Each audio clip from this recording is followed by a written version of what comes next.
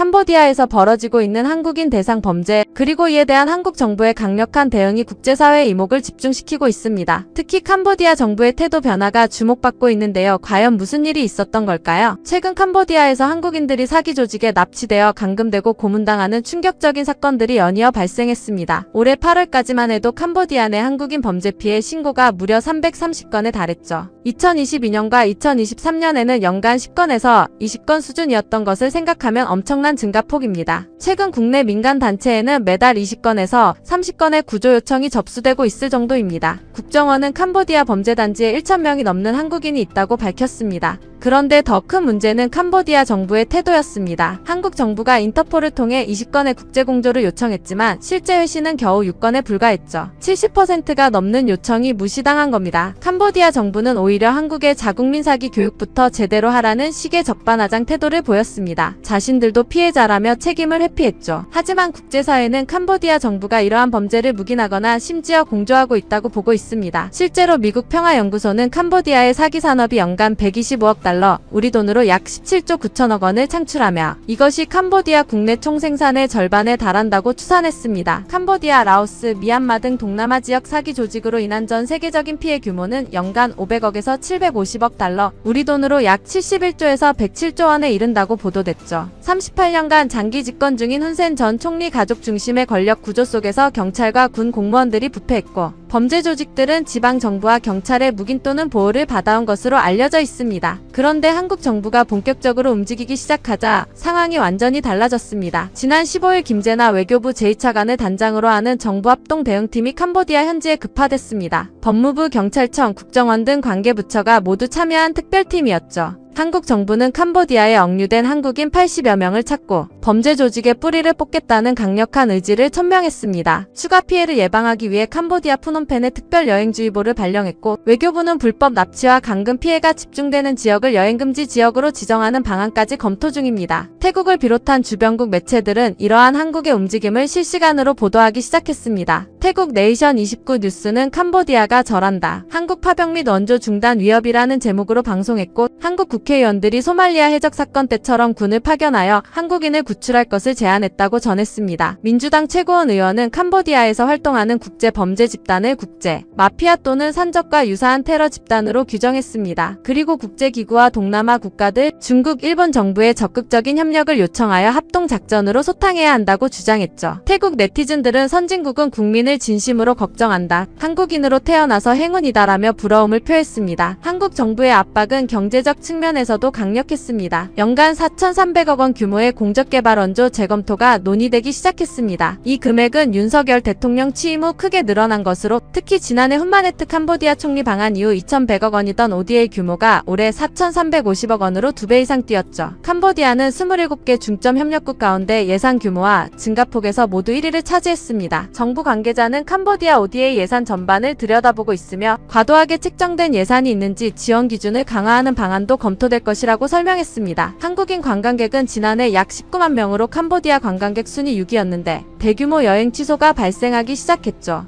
한국은 캄보디아의 신발 수출 시장 7위, 의류 수출 시장 10위를 차지하고 있어 경제적으로 막대한 영향력을 가지고 있습니다. 태국 네이션 29 뉴스는 한국을 건드리면 캄보디아가 경제적으로 큰 타격을 입을 수 있다고 보도했습니다. 그리고 결정적인 순간이 찾아왔습니다. 한국 대통령이 태국 총리와 첫 통화를 가진 겁니다. 태국 PPTV는 이 통화에서 캄보디아 사기 범죄 퇴치에 협력할 준비가 되어 있음을 확인했다고 보도했습니다. 태국 TNN 뉴스는 아누딘 창기아군 총리가 한국 대통령과 통화하여 협력 의사를 밝혔다고 전했죠. 태국 외교부는 한국과 함께 작전에 참여할 팀을 파견할 가능성까지 언급했습니다. 이것이 왜 중요했을까요? 태국은 현재 캄보디아와 국경 분쟁 중이며 지난 8월 충돌에서 한국산 KGB 정밀 유도폭탄을 사용해 캄보디아 군사 목표물을 정밀 타격한 바 있습니다. 당시 태국 F-16은 사거리 15km인 이스라엘 리자드 폭탄을 장착하고 비행하다가 사거리 50km의 캄보디아 지대공 미사일 위협에 노출됐습니다. 위기 상황에서 태국 공군은 사거리 70km의 KGB를 사용하여 적의 방공망, 사거리 밖에서 안전하게 목표물을 정밀 타격하는 데 성공했죠. 이 사건 이후 FA-50을 도입한 폴란드, 말레이시아, 필리핀 등에서 KGB를 패키지로 구입하려 하고 있습니다. 한국과 태국의 군사적 협력 가능성이 제기되자 캄보디아 정부의 태도가 180도 바뀌었습니다. 훈마네트 캄보디아 총리는 16일 한국 국민이 자국에서 사망한 것에 대해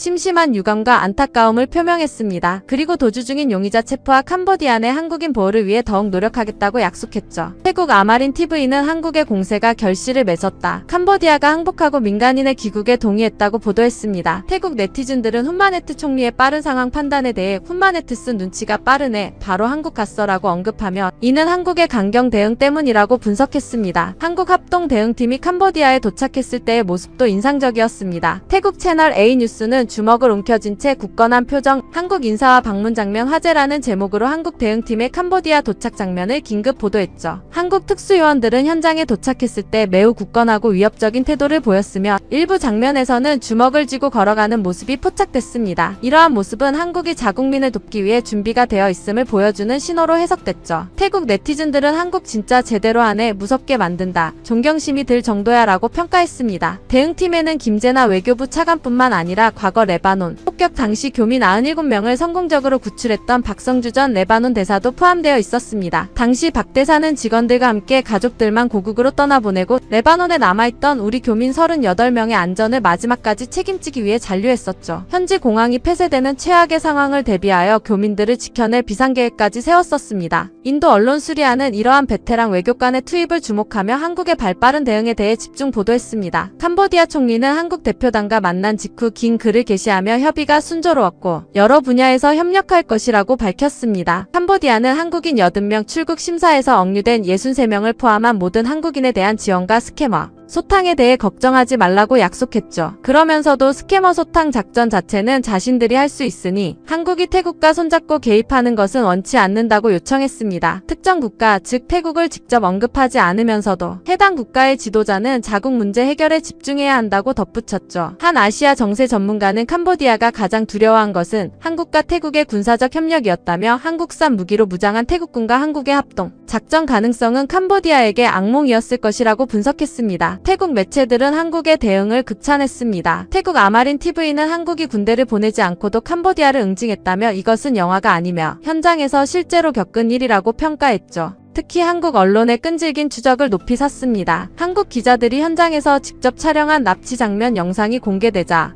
캄보디아 정부는 더 이상 이를 가짜 뉴스라고 부인할 수 없게 됐다는 겁니다. 태국 아마린 TV는 만약 태국 언론이 캄보디아에서 이 영상을 찍었다면 캄보디아 당국은 가짜 뉴스이며 한국이 캄보디아를 모함한다고 주장했을 것이라고 분석했습니다. 국제사회의 공조도 강화되고 있습니다. 미국과 영국 정부는 캄보디아 등을 근거지로 전 세계 피해자들의 돈을 갈취하고 강제 노동자들을 고문하는 불법 스캠 센터를 운영해온 조직을 제지했다고 발표했습니다. 미국 법무부는 이와 관련해 21조 원 상당의 비트코인을 압류하기도 했죠. 캄보디아 정부도 비트코인으로 약 5천억 원에 달하는 자금을 동결했으며 현재 자금 흐름을 조사 중이며 이것이 훈센 가문과 연관되어 있는지 확인하고 있다고 밝혔습니다. 지난 14일 국정감사에서는 한국 국민 보호를 위한 신속 타격 부대 운영의 필요성이 논의됐습니다. 박선원 민주당 의원이 2007년 아프가니스탄 오시노 사건에서의 707특임대 투입, 소말리아 해적 피랍 선원 구출을 위한 청해 부대 투입, 2023년 수단 무력 충돌 시 재외국민 철수, 작전 등의 사례를 들며 질의하자 진영승 합참 무장은 동의합니다 라고 짧고 단호하게 답변했습니다. 윤창열 국무조정실장도 캄보디아 군경과 협조하는 군사작전까지는 가지 않고 해결할 수 있으면 좋겠지만 모든 가능성을 포함해 대처할 것이라고 밝혔습니다. 한 국제관계 전문가는 이번 사태는 국민보호에 대한 한국 정부의 강력한 의지를 보여준 사례라며 외교적 압박, 경제적 제재 그리고 필요시 군사적 옵션까지 모든 카드를 테이블 위에 올려놓았을 때 상대방이 어떻게 반응하는지를 명확히 보여줬다고 평가했습니다.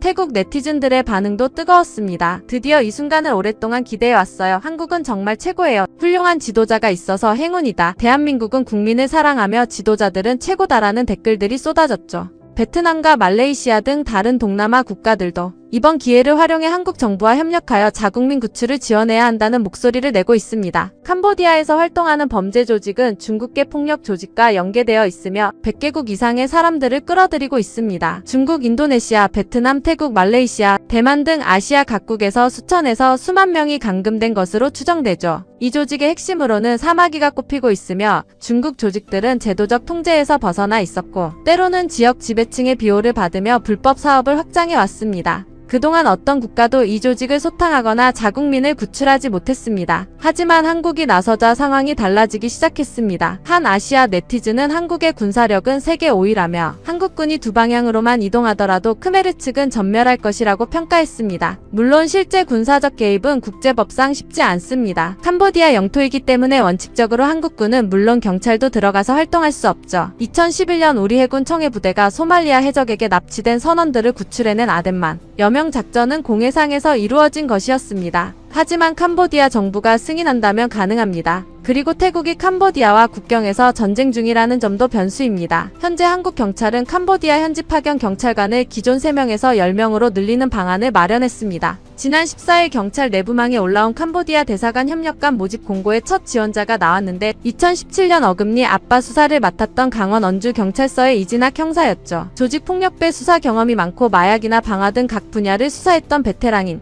그는 마지막 열정을 자국민 보호에 바치고 싶다고 밝혔습니다. 이번 사태를 통해 한국의 국제적 위상과 실질적인 힘이 어떻게 발휘되는지를 명확히 확인할 수 있었습니다. 태국 아마린 TV가 말했듯이 여러분, 영화 같은 일이 벌어졌습니다. 한국을 건드리면 어떤 일이 벌어지는지, 그리고 국민보호를 위해 국가가 어떻게 움직이는지를 전 세계가 목격한 겁니다. 태국 채널 3뉴스는 한국 대학생의 희생 소식을 전하며 한국의 강경한 대응과 자국의 상황을 비교 보도했고, 태국은 이전에 캄보디아 온라인 사기 조직으로부터 215명을 구출했으며 그중 109명이 태국인이었지만 당시 태국 내에서는 자국 정부가 국민을 구출하지 않는다고 비판하는 목소리가 높았다고 전했습니다. 캄보디아 총리의 백기 투항은 단순히 한 사건의 해결이 아니라 국제사회에서 한국의 위상을 다시 한번 확인시켜준 역사적 순간이었습니다.